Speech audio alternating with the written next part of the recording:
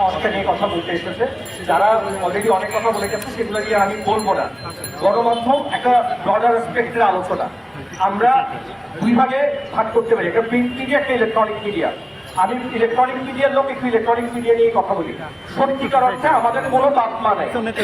TV চ্যানেলগুলা, radio স্টেশনগুলা company একটা যারা সৃষ্টি, মালিক পক্ষ যা চায় তাই হয়।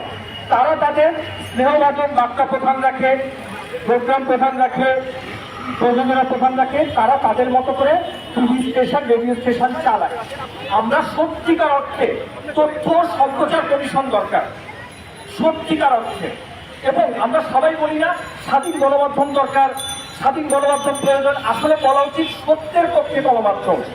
গণমাধ্যম সত্যের পক্ষে থাকবে, সঠিক তথ্য তুলে ধরবে।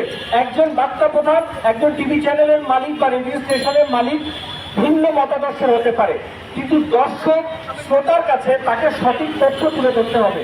তারা নিউজরুমে বসে তাদের একটা আইডিওলজি নিয়ে থাকে, কিন্তু রাস্তায় হেনস্থার শিকার হচ্ছে আমাদের রিপোর্টাররা, আমাদের ক্যামেরাম্যানরা, যে অমুক চ্যানেল অমুকের পক্ষে, তমুকের পক্ষে না।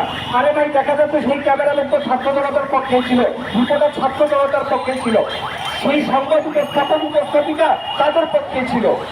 আর ওয়েস্ট বোর্ডের বিষয়ে বলি, প্রিন্ট মিডিয়ায় ওয়েস্ট বোর্ড আছে, ইলেকট্রনিক মিডিয়া কোনো ওয়েস্ট বোর্ড নাই। এখন ইলেকট্রনিক মিডিয়া কারা? ব্রডকাস্ট জার্নালিস্ট, শুধু যারা ডেস্কে কাজ করে, রিপোর্টিং এ কাজ করে, শুধু তারা সাংবাদিক না। ক্যামেরা পার্সনের সাংবাদিক, নিউজ প্রেজেন্টাররা সাংবাদিক, ভিডিও এডিটররা সাংবাদিক, প্রডিউসাররা সাংবাদিক। সো একটা ব্রডার স্পেক্ট্রের তথ্য সম্প্রচার কমিশন গঠন করতে হবে, যেখানে সত্যিকার অর্থে ইলেকট্রনিক মিডিয়াকেও তুলে ধরতে হবে। যে আমার ইচ্ছা হবে কালকে সকালে আমার এই নিউজ প্রেজেন্টার পছন্দ হবে না, পরশু ওই প্রডিউসার পছন্দ হবে না, এগুলা কিন্তু আর চলবে না। মনে রাখবেন, অ্যাডভোকেট মানজুরুল মতিন সংবাদ উপস্থাপকই ছিল, তিনি আমাদের ইন্ডাস্ট্রির।